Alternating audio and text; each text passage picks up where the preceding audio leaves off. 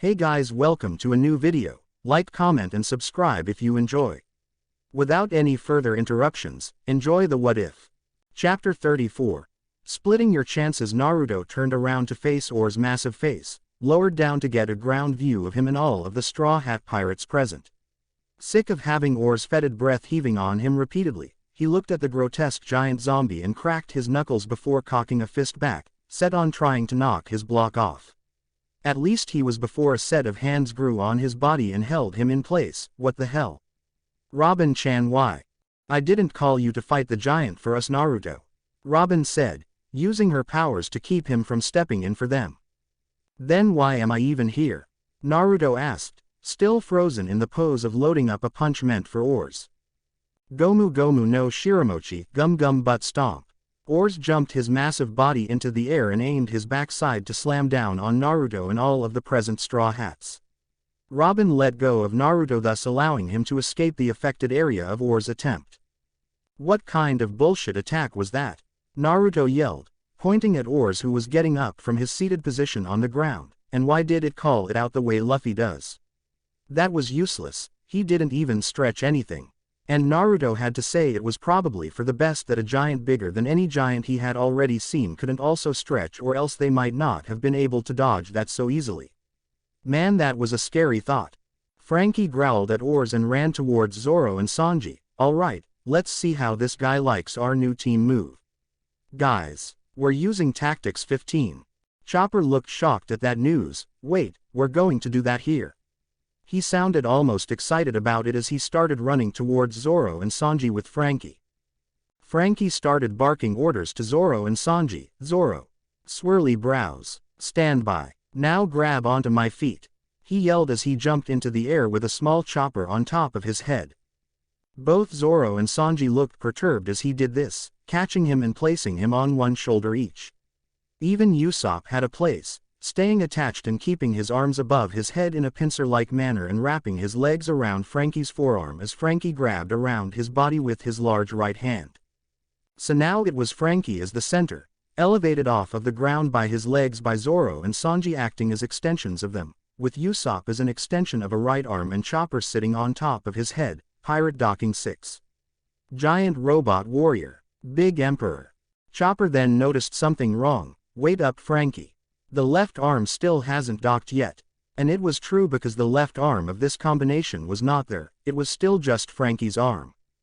Frankie looked over at Robin and Naruto, both of whom were looking at what was transpiring with differing expressions. Oi. What are you doing, Nico? Robin. Hurry up and dock onto my left arm. Quick. Just like Usopp is doing. I just can't do it. Robin said calmly, hiding her own annoyance at the scene. It's just too embarrassing. She finished, much to the shock of her comrades stuck in the upper portions of the robot. Ooh. Naruto started waving his hands around. Let me do it. I want to do it. Can I do it? It was now Robin's turn to give Naruto a shocked look, as he was legitimately psyched to be there at the moment. I like what I see and I want to be a part of it. Super. Frankie said, holding his left arm out for Naruto to link up with, which he gleefully did in the same manner as Usopp. Substitute left arm. Docking complete. Robin palmed her face before looking over at Oars, who was looking at the robot. With rapt attention being paid, he actually wanted to see it happen. Well, at least it explained why none of them were squashed just now as long as that took. Frankie held his left arm and Naruto out to point at Oars. Alright, you giant bastard, are you ready to face the super might of the Big Emperor? And Oars seemed stoked as he nodded rapidly. Left arm. Fire. Naruto looked back at Frankie with a dry look. Fire what?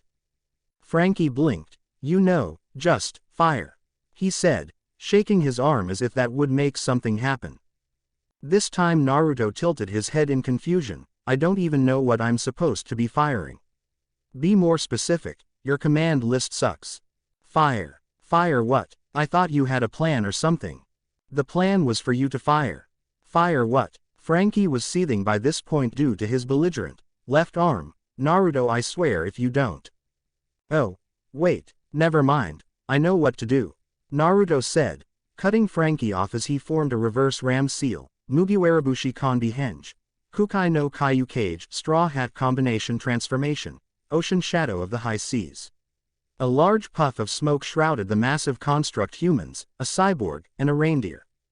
The smoke cleared to reveal a large, humanoid robot over 15 feet tall with a red core decorated with yellow flowers, a head that looked as if it was covered with a ninja face mask and had a pink samurai helmet on its head with a pair of reindeer horns on the top, a right arm that looked like a brown pincered cannon, a red left arm with a bright yellow hand that had a swirl pattern in the palm, a sleek jet black left leg, and a green right leg that looked to be covered in sharp armor.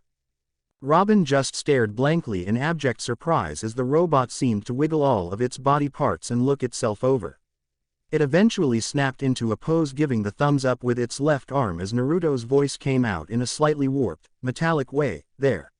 I got your Big Emperor, for you right here."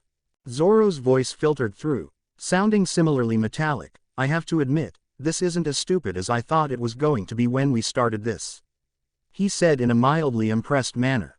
"Stupid," Usopp's metallic voice chimed in. "How about totally awesome?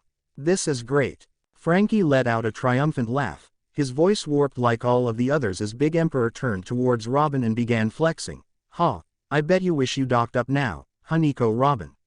Meanwhile Robin refrained from stating the obvious, that if she had linked up with the others they still would have looked stupid. Big Emperor then turned towards Oars and aimed the left arm. "Now left arm, fire." "Fire what?" Sanji's voice yelled in a perturbed manner. "Damn it Frankie, if you want something to fire then use Usopp, not Naruto." "Oh, I knew that," Frankie said, sounding quite embarrassed before switching his aiming arm from the left to the right. "Right arm, fire." And this time a large multicolored flaming bird flew from the cannon right arm, Niji Ho Boshi, Rainbow Phoenix Star. The huge flaming bird crashed into the gawking Oar's face and sent him stumbling back with the flames dissipating after the explosion. "Gah! I wasn't ready, you cheaters!" Oars yelled as he patted out the flames on his face. "Wow," Usopp said in surprise, "that was new. It was just supposed to be a Hino Toriboshi, Firebird Star." Naruto's voice explained as best he could, "It's a combination henge. I'm drawing on everyone's chakra in addition to mine to keep this transformation going. That means that chakra is circulating freely just to keep this body, so everything is enhanced." "Super," Frankie shouted before breaking Big Emperor into another pose. "Now let's take this big freak down and get Straw Hat's shadow back." With Sanji and Zoro for legs, the entire construct rushed towards Oars, who angrily attempted to flatten everyone with a palm strike that was hastily dodged by Big Emperor jumping up onto the arm and running up the length of it towards Oars' head. They only got to the forearm before Oars picked up a chunk of debris with his other arm and attempted to smash Big Emperor like an ant crawling on someone's arm. But the right-legged Zoro lashed out and cut right through the debris before Big Emperor jumped and delivered a spin kick with the left leg, Sanji, that snapped the arm away and swung Oar's body to spin around facing away from the still mid-air combination transformation, leaving him off balance. Kyaku no Arashi, Gunpowder Storm. As the left arm of Big Emperor started firing rapid-fire exploding pellets at the back of Oar's head, the right hand of Big Emperor swung outward and opened wide as it formed a massive blue ball the entire size of Big Emperor himself, Chikoku Odama Rasengan, Imperial Great Ball Spiraling Sphere. "Super." As Frankie yelled, Big Emperor seemed to be propelled forward at a faster rate than before by some kind of gaseous exhaust as the gargantuan Rasengan was driven right into Oar's back, driving him into the ground. As Oars was brutally plowed into the ground and dust rose up from the impact of the attack, Robin blinked. The only indication that she had been completely stunned by what she had just seen, that stupid combination thing actually worked. She then ran over to where Big Emperor jumped out of the cloud. Big Emperor landed on its left leg and started hopping to the left, ending in a stomp that left him posed kabuki style with the left arm palm out pointing at Robin and the right arm pointing directly back. "That's right," Naruto's distorted voice shouted, "because when you deal with weird undead giants and similar otherworldly freaks you need to be able to get just as freaky. And there's nobody freakier on the face of the planet than Uzumaki Naruto." At that moment, Big Emperor was engulfed in a puff of smoke, and once it cleared it revealed that everyone was separated and back to normal. Frankie exclaimed in a displeased manner once he realized this. "Hey! Why'd you break the formation? We were kicking that guy's ass." Naruto shrugged. "I can feel everyone's chakra when using Kanbi Henge because I'm using your chakra too and you guys were running out fast." If I used too much of your chakra I could have killed you. He made the right decision too because Usopp was on his hands and knees panting heavily, Chopper was panting with his tongue lolling out, and the others didn't exude exhaustion nearly as much, but Naruto wasn't a fool, he knew what he was feeling. Sanji and Zoro were running low quickly, and from the sight of Frankie taking in more cola there was no way he couldn't say that his energy wasn't getting drained while they were in the hench. Sanji looked up and felt a wave of anxiety roll through him as something occurred that hadn't happened since they had entered Thriller Bark. He could see the sky. That was bad because it was almost dawn. Dawn was bad, very bad. They all had their shadows stolen, and long story short, if the sun of the new morning touched them then everyone missing a shadow was screwed because they would be vaporized. Shit, this is not good. Naruto did not know this. Why? I can actually see now. This is way better.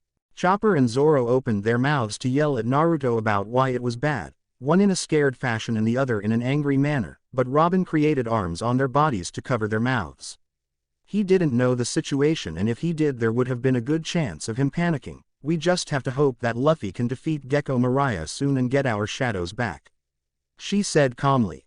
In the meantime, Zoro said, taking up a stance as he glared at the smoke still rising from where Oars was felled, if we can beat this guy then Luffy gets his shadow back. At least we can do that before dawn, even if we don't get our own shadows back.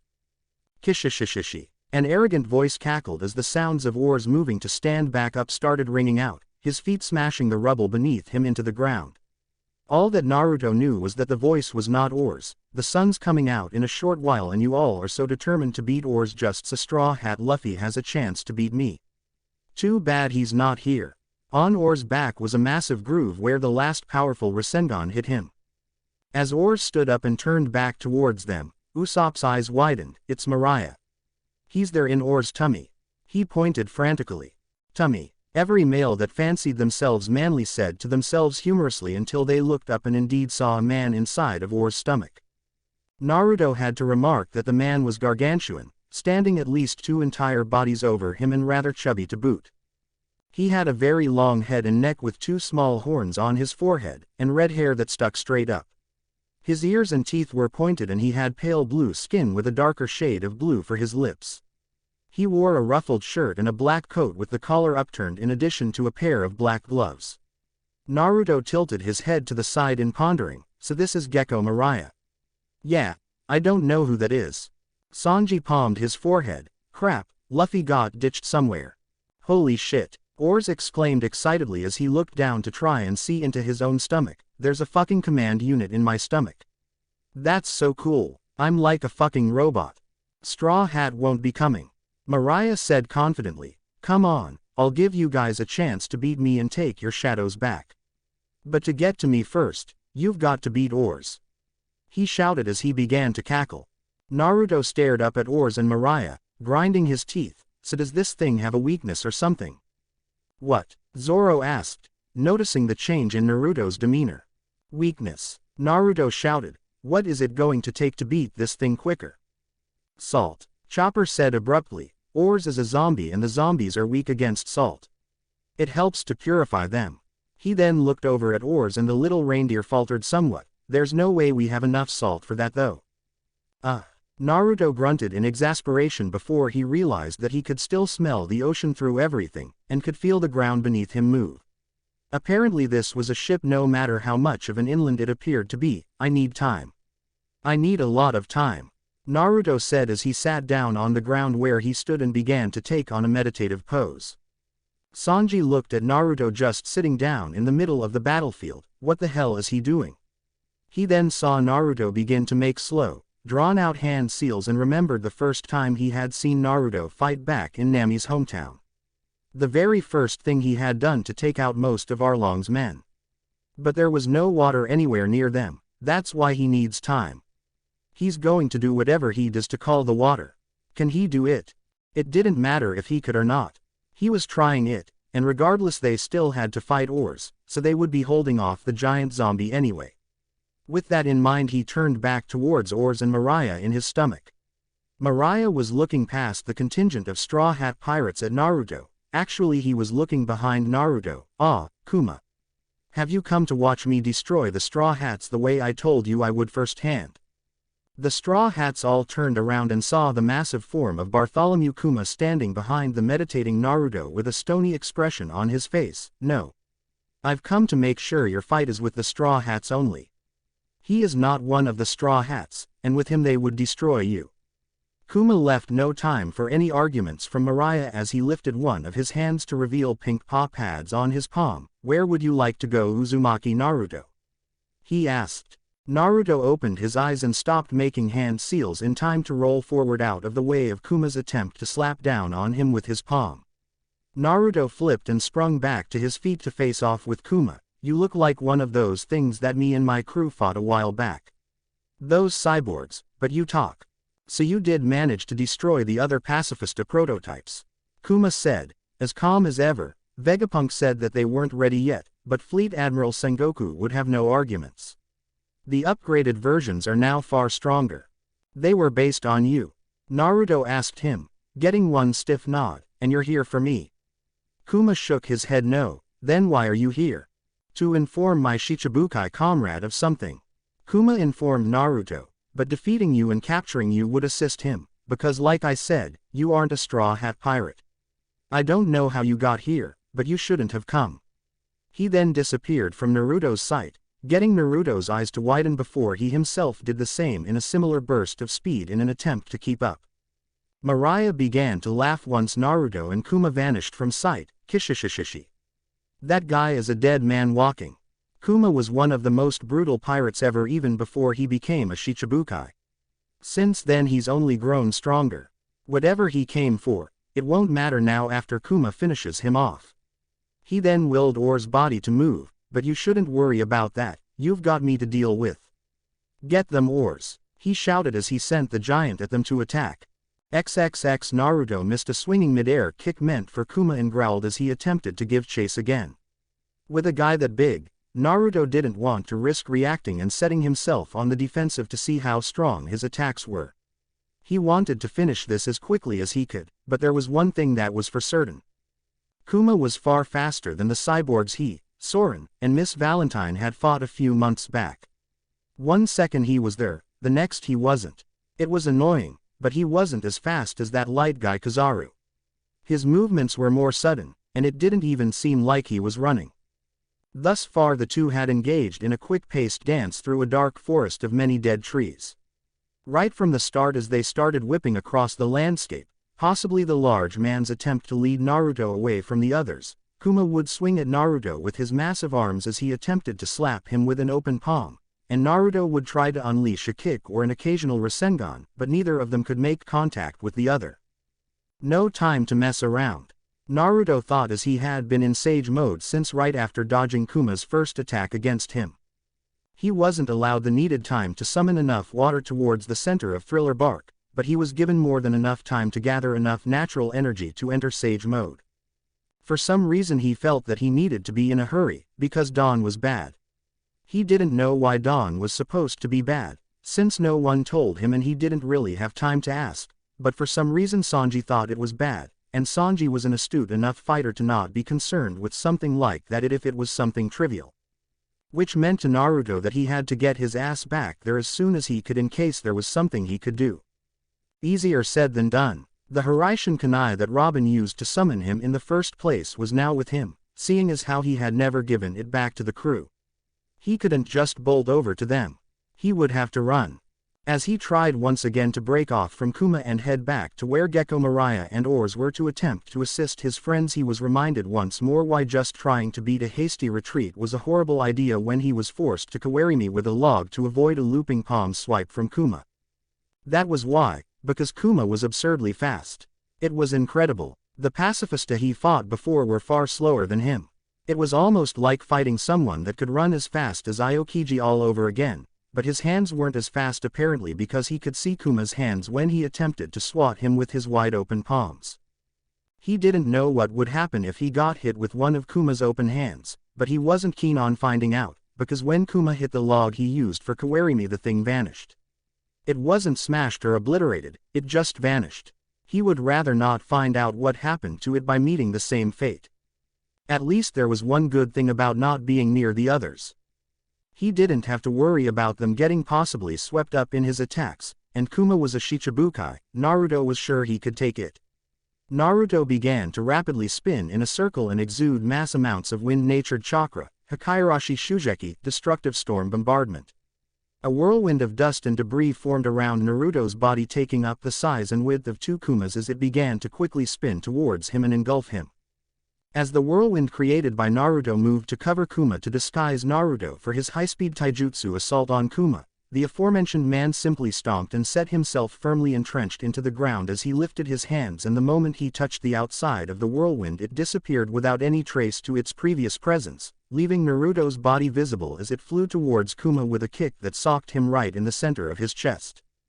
What just happened? Naruto wondered as the massive whirlwind meant to keep him hidden while he attacked Kuma directly simply disappeared, but at least he got one solid kick off onto the man beforehand. He then registered the fact that Kuma was not sent hurtling through the forest after his kick. He only slid back with his feet buried in the ground up to 20 feet. I kicked him so hard my foot should have shattered his ribs. But then he registered the fact that no one he fought could be expected to follow the norms of what he expected out of normal people. It was getting harder and harder to bludgeon his enemies into submission.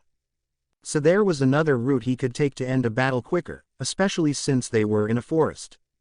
Naruto jumped back off of Kuma's chest and flipped backwards, placing his palm against a tree and making a half-tiger seal to help him build his chakra. Mokuden, Haoshi Ba Sudo, would release. Spore burst. A series of sickly discolored mushrooms formed on the trunk of the tree before it exploded, engulfing the entire area in purple powder. Naruto jumped out of the cloud of spores and looked back at the area covered in the poison material. If he left it he would be a sucker for a counterattack, and he would have to leave because he would be inhaling pure poison. Thus Naruto charged up a Rasengan and waited to spring into action once Kuma left the poison cloud. Contrary to what he thought though, Kuma's gait from the poison cloud was slow and steady. He walked right out of the cloud in front of Naruto's eyes, no effects of being inside of the poison for that long evident on his person. Kuma just put one hand back into the cloud and it instantly dispersed effortlessly, leaving nothing in the air it once inhabited. What kind of technique is that? Naruto felt the need to ask. Kuma could do the same to a log, to the poison on the battlefield, and probably to Naruto himself. Yeah, there was definitely no way he was going to let Kuma touch him after seeing that. That wasn't really good. Naruto wasn't much for ranged fighting, and even his attacks that did have range as he was took a moment to load up, a moment that Kuma wouldn't let him have. I ate the Nikyu no Mi Pa fruit. I don't feel that it would be important to tell you what that means though, as you seem to get the general idea. Kuma said with confidence in this fact. I guess his power is to push stuff. Naruto figured in his head, he got rid of my poison cloud so easily, and my log didn't just vanish since he didn't destroy it either. Kuma could see the shimmer of realization in Naruto's eyes. Yes, you seem as though you know enough about it without me saying a word. He then stomped and set his feet firmly back into the ground akin to a sumo wrestler as he seemed to be waiting to react to Naruto's more speedy attack. An attack that Naruto wasn't that eager to provide him with. Even in Sage mode, when Naruto hit something it moved. He could smack anyone around, even an admiral like Aokiji if he could make contact and hit them. Not with this one however. He actually hit Kuma, and he barely budged. And even if he hadn't budged his sternum should have been cracked or shattered from the single hit, but he was still moving around freely as if he hadn't taken the kick at all. I can break through stone without even trying in this mode. He could even injure Bluno of CP9's Tekai without even using Sage mode, though admittedly Bluno was far from the strongest member of that group. He doesn't feel like a human though, oh crap. Naruto pointed at Kuma with a dry look on his face. You're just like those cyborg pacifista things, aren't you? It wasn't a question so much as a tentative statement. If he was a normal human then he would have succumbed to the poison by now. Very astute of you, Kuma said as he set his hands back as if he were preparing for palm thrusts. Now what will you do? Since you're way tougher than a person, Naruto said, still holding up his Rasengan, I'll just have to fight you without worrying about hurting you. You can take it, right? Are you finally coming to attack? Kuma questioned, his voice never differentiating from its usual stoic tone. I'm afraid it's too late for that. Padho pressure cannon. The air around Kuma shimmered, catching Naruto's eye as his optical orbs changed to that of the Rinnegan, and he let the Rasengan dissipate so that he could shoot his hands directly forward. Shinra Tensei, heavenly subjugation of the omnipresent god. Two invisible forces from both combatants clashed between them and caused a loud banging clap between them that sounded like the loudest gunshot possible by the law of physics. A deep trench was ripped into the ground where the two forces clashed as the entirety of Thriller Bark shook from the force. Naruto and Kuma just stared at each other. The blonde with the abnormal eyes glared the calm and collected Kuma down as the ringing in his ears ran rampant due to the loud sound that had just blasted through his skull. In the distance there was a resounding crash as the body of Ors flew from the inside of the castle courtyard, having broken through the wall, and landed hard in the outskirts of the forest lining the island. Ship, that's right you guys. Kick the crap out of that giant zombie. Naruto's lips quirked upwards slightly before the expression faded as he formed a cross seal and 5 Bunshin sprang into existence. XXX onboard the natural disaster, surrounded on both sides by the remainder of the Foxhound pirates, sans Naruto, Perona let out a scoff at the way they were all prepared to fight. What was the big deal? All she wanted was to take their ship. That strong guy that took her there wasn't coming back. He was going to die on Thriller Bark, and someone like that had to be the captain. As long as that guy wasn't there she could beat the rest of those guys. So you all want to fight, huh? Perona said confidently as everyone around her tensed in anticipation. Horororo, that's just fine with me, let's just see how you like my negative hollows. She said as she formed a quartet of small ghosts in her hands and sent them all out after the entire crew. As she saw the more physical fighters on the crew prepare to defend themselves by blocking whatever the ghosts could do, Nojiko saw a vision in her head of the entire crew, seemingly drained of their energy to fight. Don't touch the ghosts, they'll take away your energy or something. She was vague on what exactly would happen if a ghost was touched, but either way it wouldn't have been good. You can't touch a ghost, Nojiko Ainu. Johnny shouted, his hand on his sheathed sword, ready for action. Then why do you think you can cut one with your sword, stupid? Nojiko responded loudly before kicking off with her waver skates to avoid the ghosts sent after her. Johnny blinked behind his sunglasses before turning tail to run from the ghosts sent after him, Nojiko's point made. Yosaku meanwhile, was running towards Perona with Kubikiraboucho ready to swing. Johnny. Let's get her now. Johnny quickly dodged the ghosts after him, making an about face and charging directly at the girl directly with Yosaku. Johnny ducked and aimed low from one side while Johnny aimed high from another and cut at Perona mercilessly with one slash meant to take her down with no way to defend. Hyokudana Jokyo, extreme elimination. Both swords merely passed through Perona's body harmlessly as if they never touched anything at all. Ibi no deba, rod knife. Soren's use of Soru allowed him to give the ghosts pursuing him the slip long enough to launch himself at Perona. Maybe a special attack will put you down. A devil fruit to match a devil fruit. He yelled before running directly through Perona as if he never touched her at all. Damn. That won't work either. Why can't we hit this bitch? Perona merely laughed as she flew into the air tauntingly, letting her ghosts flew all about the ship as they stuck out their tongues to mock the Foxhound pirates. My devil fruit is the horo no mi, hollow fruit. I control ghosts, so you can all give up on trying to hit me, losers. She pulled down an eyelid and stuck out her tongue. Too bad I can still hit the lot of you. Johnny, Yosaku, and Soren all had one of Perona's ghosts pass through them, immediately forcing them to their knees with dull looks on their faces. Polly ceased in his attempts to evade Perona's ghosts to look at the trio that suddenly stopped moving. What are you idiots doing? Get up and keep fighting, we've got to subdue this chick. Stopping was his downfall as he took one of the ghosts flying through him from a blind spot. Oh please, Perona said as she floated around the deck nonchalantly, those three can't even find the inspiration to go on living anymore, let alone get up to keep on fighting a losing battle. I'll have this ship as mine by the time the sun rises. She then noticed Vivi dodging all four of her ghosts without even moving that far from where she initially started from. What's this? Hey, hold still and just give up already. You can't beat me, and you'll just get hit eventually. The four ghosts after Vivi were more or less making a dome of activity as Vivi seemed to dodge them with flips, handsprings, rolls, spins, and flexible movements of her body, as if. Vivi said calmly, speaking as casually as if she were discussing the weather. If this is the best you've got, then I can just do this until you get bored and go away, ghost girl. What? Perona shrieked indignantly at Vivi, making her ghosts look useless, but you aren't even that fast. How are you dodging my negative hollows so easily? Soren and Johnny were so fast she couldn't even see them, and even they were caught off guard and hit with her ghosts. High up on one of the branches of the mast, seemingly forgotten by their attacker, Nojiko and Miss Valentine looked down at Vivi dodging attacks. Huh, Miss Valentine said thoughtfully, you know, now that I see her using it like this, and now that I remember how she was using it on that island in the calm belt, I can really see her training paying off. Nojiko nodded in agreement with Miss Valentine's point. Who would have thought?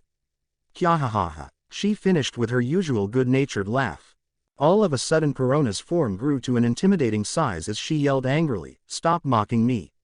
She shouted as her ghost suddenly vanished from sight. You think you're so smooth, let's see how you like the mini hollows.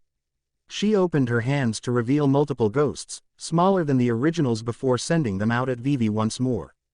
Once again, Vivi got caught up in a game of dodging these troublesome ghosts, getting caught in the pattern of them being unable to touch her despite the greater numbers this time around. Perona's face looked rather angry until it gave way to a victorious smirk. She lifted her hand and snapped her fingers, causing the ghosts that Vivi had been dodging to detonate, catching the princess in a series of explosions that threw her to the ground, singed and wounded. No fair, Vivi said, gritting her teeth through the pain as she tried to stand back up, albeit slowly. Despite all of the training she had undertaken, she was still less than used to taking exorbitant amounts of punishment. She was proud of herself though, all the things she had done, as far as she had come, and there was no way some weird girl with ghost powers was going to keep her down after just one good shot. But this isn't like Alabasta. I'm not as weak as I was back then. She then looked up to the looming form of Perona, and I don't really care that you don't fight fair, because I've been fighting someone that never does things cleanly. Compared to him, you're just annoying, so just go haunt someone else. Annoying, Perona cried out with a tick mark forming on her head. We'll see how annoying I am when you and your friends are bowing at my feet. Vivi took a deep breath before getting in a ready stance, prepared to begin moving again. You won't even touch me again, so how are you going to make anyone bow? Perona's body shrank back to normal size before she formed another ghost. Only this time it was larger than her entire body, so you're good at dodging. Well, let's see how well you dodge this.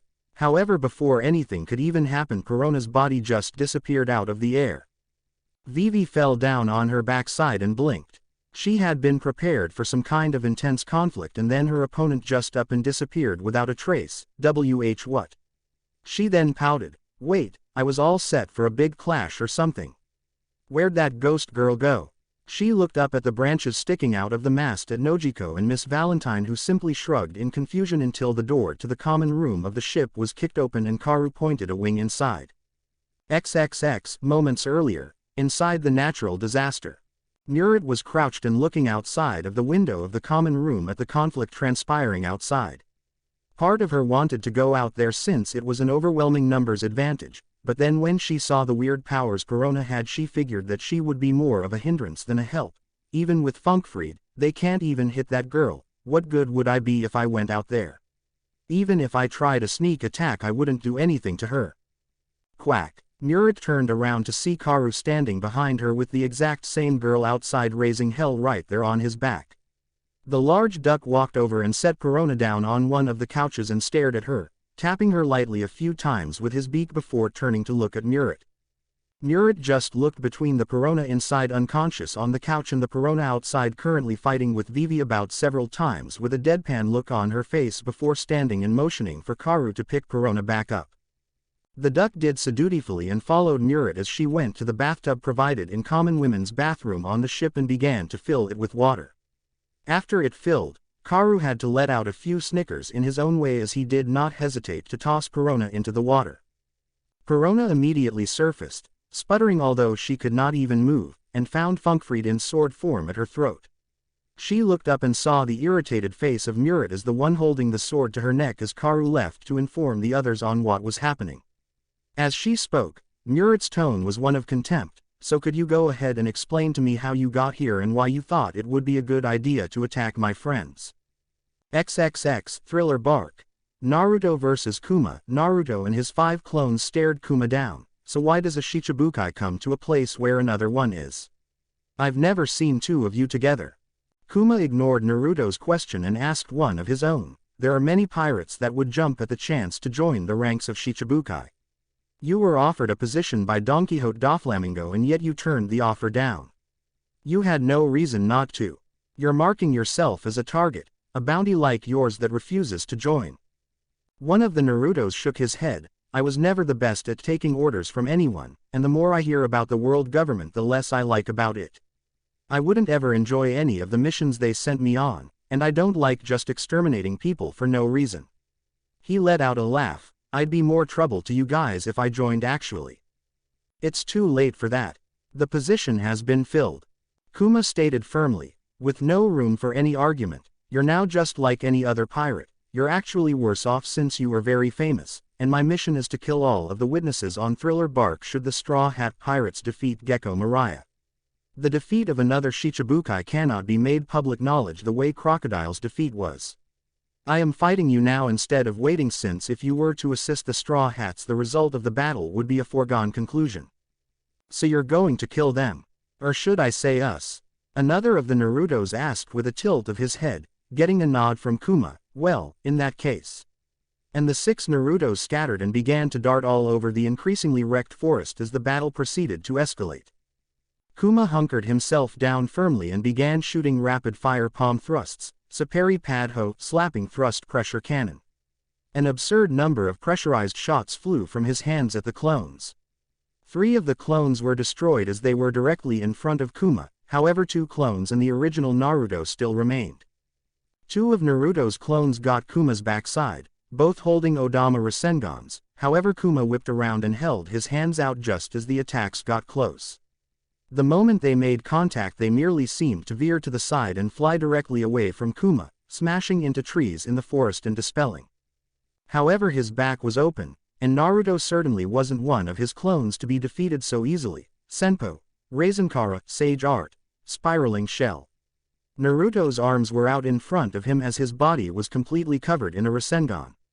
He more or less body tackled Kuma with his body enshrouding Rasengan that resulted in a massive explosion that rocked the forest once more, tearing trees apart. At the edges of the carnage, Naruto, covered in a few scuffs, stood back up only to see Kuma doing the same, though when he looked across the crater and the damage done to the landscape by his attack he saw the metal underneath Kuma's tattered clothing. Well, that proves that theory. He's definitely like those pacifista things. Naruto crossed his arms and frowned. That was one of my better Rasengan moves. Sage mode helps me keep the form stable around my body instead of just in my hands. It's a good defense and offense, but it takes a ton of power to make the shell, and when I ram it into stuff it's unstable and explodes. Doesn't hurt me that bad though. And apparently since Kuma was still up and moving it didn't harm him that badly either. Kuma turned to face Naruto, but once he turned around his hands were spread wide open, and a massive paw-shaped bubble of air many times greater than his own huge body was being compressed into a smaller and smaller form. Well, the sun is up, and Monkey D. Luffy's crew is still intact. Kuma remarked, it's time to destroy any trace of Mariah's humiliating defeat. He said as he kept pressing the bubble in his hands to condense its size. Naruto let out a gasp. Just a regular blast from Kuma's hands could match a normal Shinra Tensei when it was Naruto's intention to attack with it. If he was condensing that much air pressure, then Naruto didn't want to know how much chakra he would have to pump into another to keep this from even touching him. The backlash from a clash between a supercharged Shinra Tensei and whatever Kuma was about to do would this time tear Thriller Bark directly into 2 pieces and sink it. But his hands were both preoccupied. How fast does he think I am? Naruto wondered as he took a quarter of a second to judge the distance between himself and Kuma. Naruto pulled out a Hiraishin kunai and licked his lips before throwing it across the crater at Kuma. Instead of trying to punch through the bubble and blow up the massive bomb-like attack prematurely, it bounced off of Kuma's leg just as he ignored the small weapon and was able to compress the paw-shaped bubble to the size of his own hands. As soon as the ping of the metal weapon bouncing off of Kuma's metal leg rang out, Naruto appeared before the weapon could fly too far away from the Shichibukai and wrapped both arms tightly around his leg, gritting his teeth as he willed another sudden teleportation that took them both away, leaving the battlefield silent. XXX One Finger Island, at the very top of the mountain for which the island was named.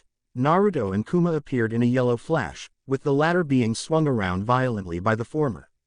Naruto let out a massive yell of exertion and threw Kuma high into the air and formed a Rasengan in his hand that he gripped in his fist, turning his fist blue as he cocked his fist back and took aim at the absurdly airborne Kuma, who righted himself in the air, his own attack down to its prepared size. Only one shot or this island is toast. Naruto growled to himself with sweat beading down his face. I won't miss. This is my fastest attack jutsu. Senpo. Rasentaiho, Sage Art. Spiraling Cannon. With the sound echoing out like the crack of a rifle, a fist-sized flash of blue chakra flew from Naruto's punch up to Kuma faster than any naked eye could ever see, and Naruto's Rinnegan eyes could see how unstable the attack in Kuma's hands happened to be, hence why it was his target.